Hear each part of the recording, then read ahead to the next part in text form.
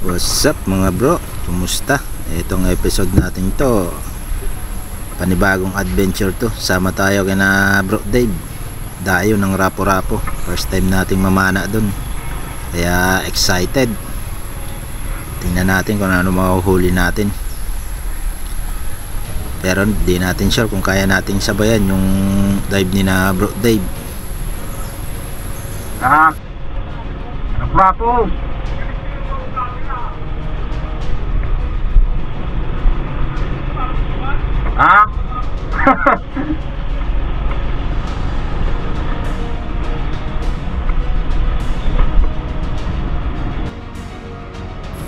Shoutout dito sa apat na SK3 na laging nakabantay rito sa may tulay.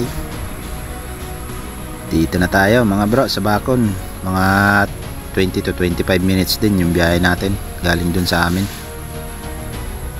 At dito ko na lang hihintayin sina bro Dave. Buti na lang nadaanan tayo dito ni na bro Choy, kaya isinama na tayo doon sa barracks nila. Doon na lang ako maghihintay. So yun, let's go.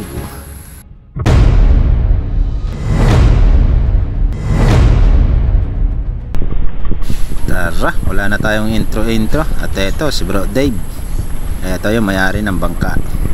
Eto namang short lang yung nakita. Yan si bro Choy. At ito namang nasa unahan ng Dolpina Brothers. Sayang at hindi nakasama si Uragon Spearfishing. At ito na nga, papunta na kami mga bro. Medyo naglalakasan talaga yung mga alon niya yun. Pero go lang. Ito ang tunay na adventure.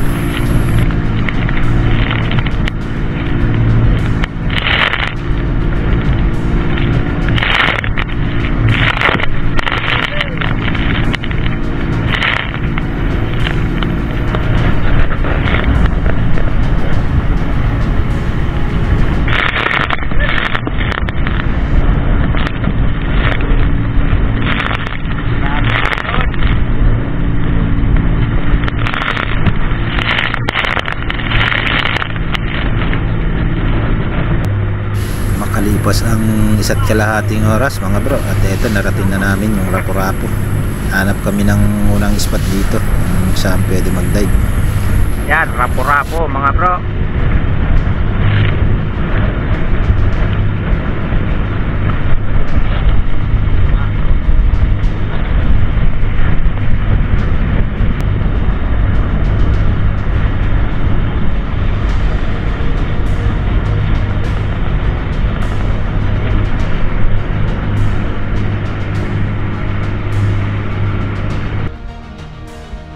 Eto, dive na tayo mga bro. Nauna na sina bro Dave at sina bro Marlon.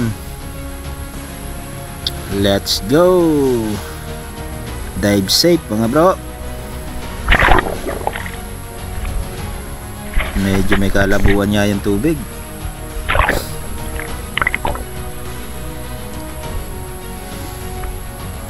So first drop tayo mga bro. Ito ang pinakaunang drop natin sa Rapo-Rapo.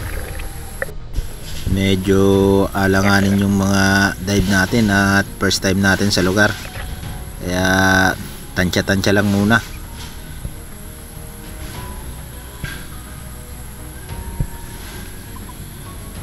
Dito sa dive na to, sa spot na to mga bro, mga 30 minutes din siguro kami rito, pero wala daw talagang isda, sabi ni na bro Dave. Kaya nung pag-aw natin dito, lipat na rin kami ng pwesto.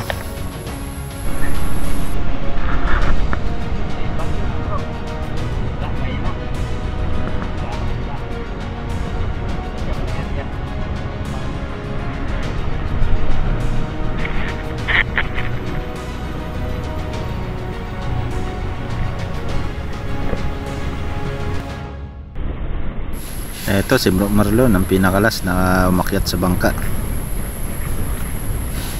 Ano, nakagubkat?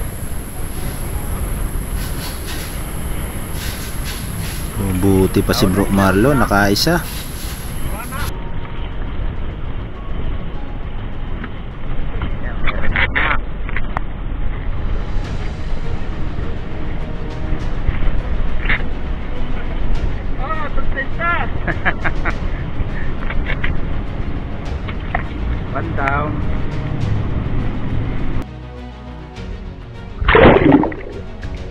Dito na tayo mga bro sa second spot natin. At tingnan nyo naman yung tubig. Eh grabe, kahit saan talaga sinusundan tayo ng labo ng tubig. Pati ba naman dito sa Rapo-Rapo ay sumusunod. Aro, Diyos ko. Eto, nag-drop na tayo. Try na tayong mga ambush rito. Pero wala tayo nakitang isda mga bro. Kailang dive din tayo rito. Napakalabo ng ibabaw ng tubig. Ito second dive mga bro. At may tinuro si Bro Marlon dito na sweet lips. Tirahin ko na raw, kaya ayun, sinisid na natin. Medyo malalim-lalim din to. Maganda yung spot dito, yung malaking crack na bato. At tayo, nakita na natin.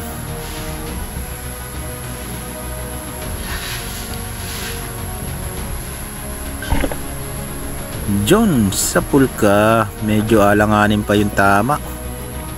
At buti na lang nakuha natin tong isdang to. Ito ang pinakaunang isda sa araw na to mga bro.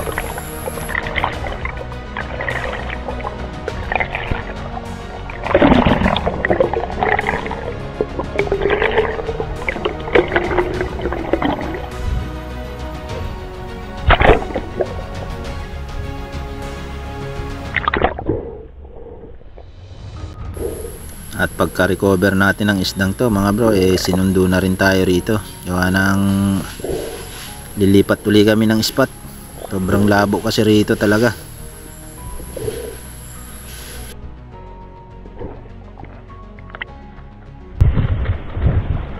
Unang isda natin mga bro. Good size na lakan. Thank you Lord.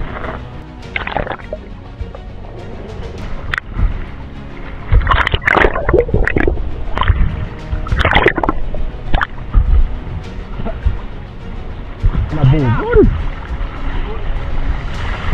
Harap sa nalinaw ng gad.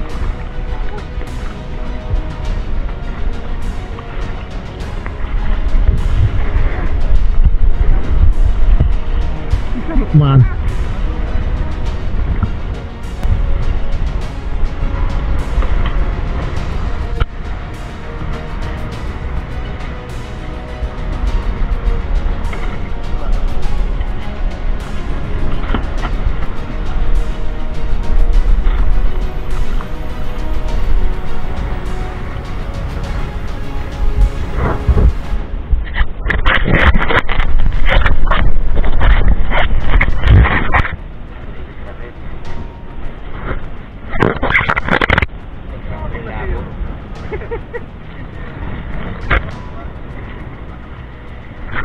Sinusundan tayo ng labo mga bro kahit saan.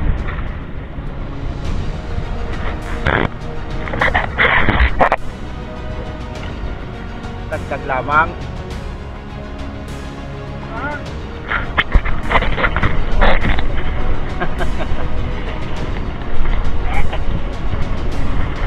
Yun.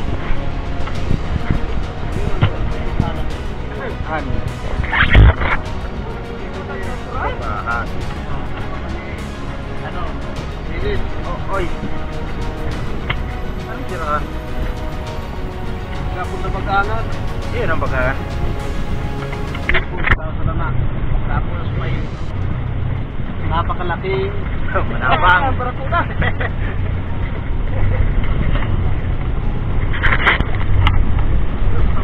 Lapaw.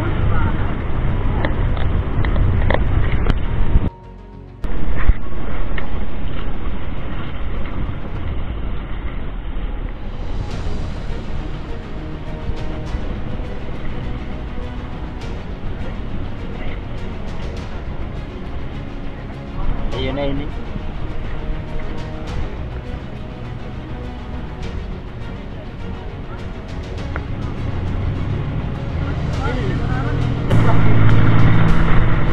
Kain tayo mga bro.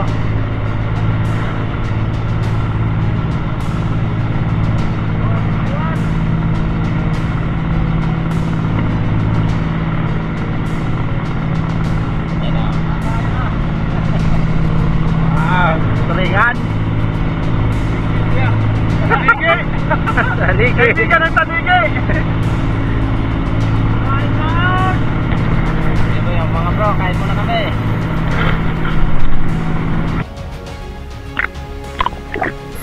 Eto mga sumunod na dive natin mga bro, wala na talaga akong napana rito, kaya tamang tingin na lang tayo. Baka sakaling may matutunan tayo sa dive ni na bro. Nasundan ko yung dalawang Dolpina rito, yung Dolpina Brothers, kaya binidyohan ko na rin.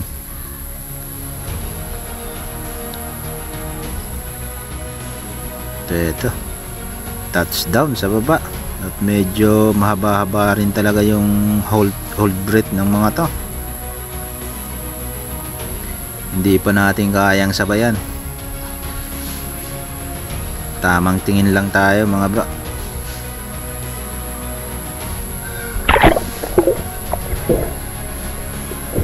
Ito, kakaahon pa lang.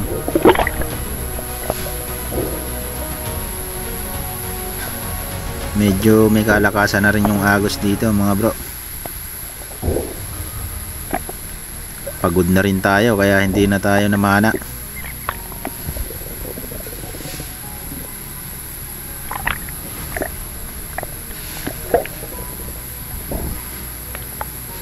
Ayun, oh.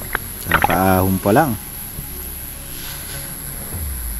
Dito tamang site na lang tayo ng mga surahan na to, o mungit kung tawagin dito sa amin. Ito napakarami mga bro, oh. Kaso maliliit pa kaya hindi tayo kumuha nito. Okay sana kung mga good size na.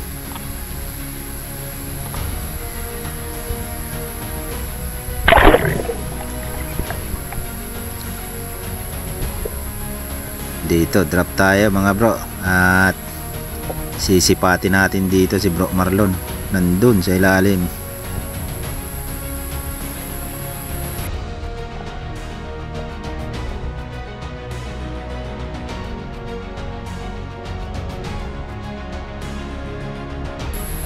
Ayun mga bro, sumagad siya dun sa buhangin.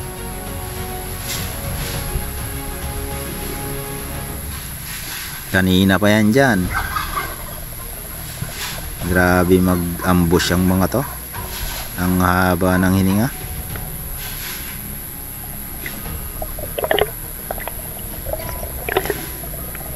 Kahit isa yung huli natin, enjoy naman tayo.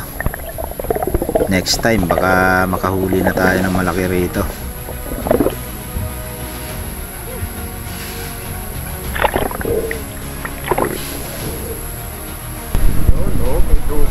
Ito na nga yung huli ni Bro Marlon. Sana all. Bumakan tayo. Tama no. Ito pa ho.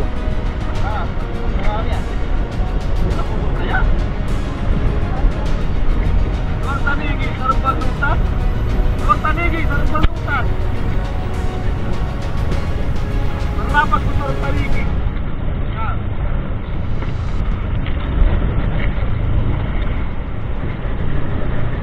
Sarar mag-drive.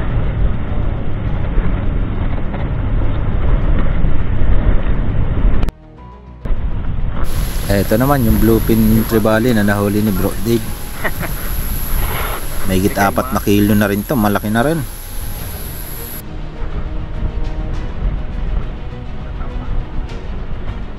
Panga? Yan ay stone ano.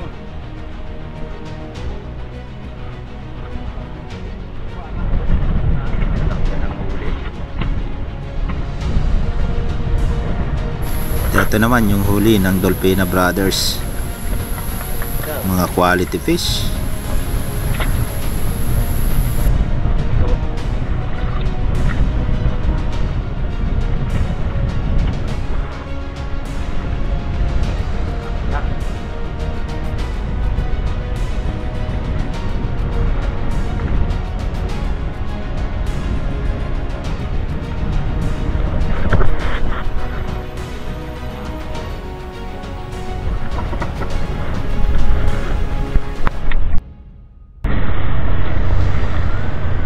Medyo may kadiliman na mga bro, gawa ng hapon na, alas 5 na at umuulan pa, kaya pauwi na kami nito.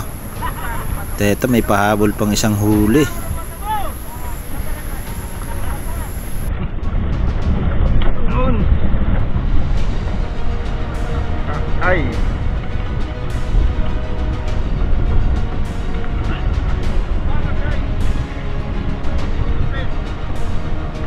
Ah.